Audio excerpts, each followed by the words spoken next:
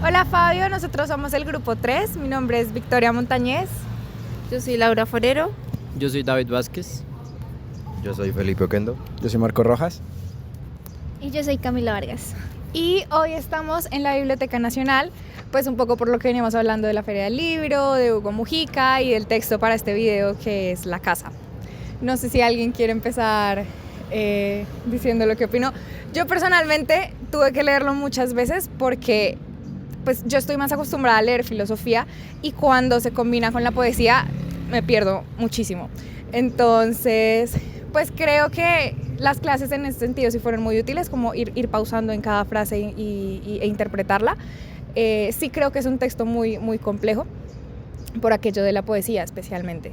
Pero tal vez el aprendizaje más importante era lo que decíamos, que el ser consiste en estar, y el estar pues ya involucra que conocemos el lugar que nos rodea, y de allí la importancia de la casa, pues creo que mencionaba que es como la piel, como nuestra identidad está rodeada por las paredes de la casa, como dentro de la casa.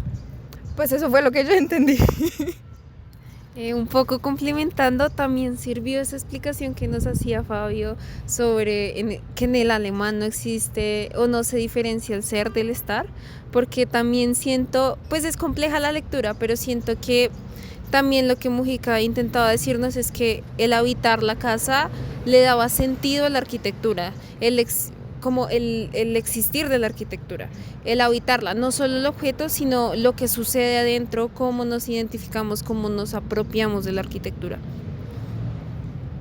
A mí me gustó la parte donde decía que la casa prácticamente era como el centro del mundo, el axis mundum, que es como el centro entre el suelo, el cielo, entre lo vivo, entre lo muerto, porque en la casa es el lugar donde se crean recuerdos, donde se crece, donde el ser humano pues crece y se vuelve persona. Esa parte me gustó.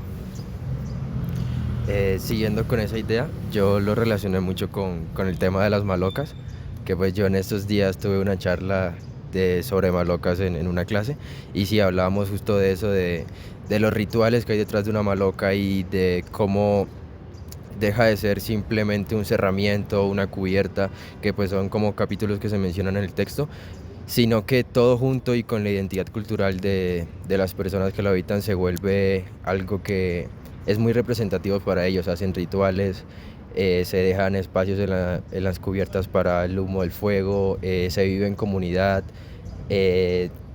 incluso dentro con las sombras se representan como distintas épocas del año y horarios, entonces es muy como estar en el cosmos para ello. Eso es lo que significa la maloca, y yo lo relacioné mucho con el texto, con todo esto de que sí, deja de ser un simple cerramiento y que la casa cambia con nosotros y creamos recuerdos ahí, pues todo esto. Yo creo que sí, como la idea de que la casa es como una piel, porque también lo hablamos un poco como en Taller con Lorenzo, de que la piel se termina volviendo es un envolvente, pero es un límite. O sea, la piel termina delimitando lo que está dentro y lo que está afuera. Y bueno, más que un límite es un borde, porque en realidad es esa franja que no es ni adentro ni afuera. A veces se puede considerar adentro, a veces se puede considerar afuera, pero es como esa transición, y al fin y al cabo siento que la casa sea el borde termina siendo que la casa o las paredes de esa casa terminan siendo el lugar o lo que nos basamos a relacionarnos con el mundo exterior, con el mundo, de lo que hablábamos como en el CEU, de que el humano es como lo único que está fuera del mundo. Es que creamos nuestro propio mundo, y nuestro borde de ese mundo es nuestra piel, nuestra casa, y en relación con esa piel pues nos relacionamos con el mundo, ya que pues nos salimos de él, nos separamos de él. Un poco lo que dice Marco es también entender que la casa somos y la casa nos hace. Entonces es como que ese punto inicial donde nosotros nos desarrollamos como personas, que empezamos a tener hábitos, que es un poco de lo que representa habitar, es tener hábitos de pues distintas acciones que hacemos en la casa, y a partir de esto empezamos como ya punto más o menos inicial de cómo empezamos a entender ese mundo, de cómo empezamos a entender y a relacionarnos con las demás personas. Al final y al cabo, ese habitar no es el solo yo, sino es habitar con los demás. El habitar ya viene a representar lo que es un todo, esa relación entre la sociedad, en lo que mi mundo puede ser el mundo de otra persona, que al final como que se empiezan a relacionar. Y me gustó mucho una frase que decía como en las primeras páginas, que es de Martin Heidegger, de el auténtico problema de la vivienda no procede en primer lugar de la falta de viviendas. El auténtico problema de la vivienda consiste en que los mortales todavía están buscando la esencia de habitar y tienen todavía que aprender a habitar. Entonces al final es como ese saber cómo habitar más que entender del ser, sino que el ser al final habita los espacios.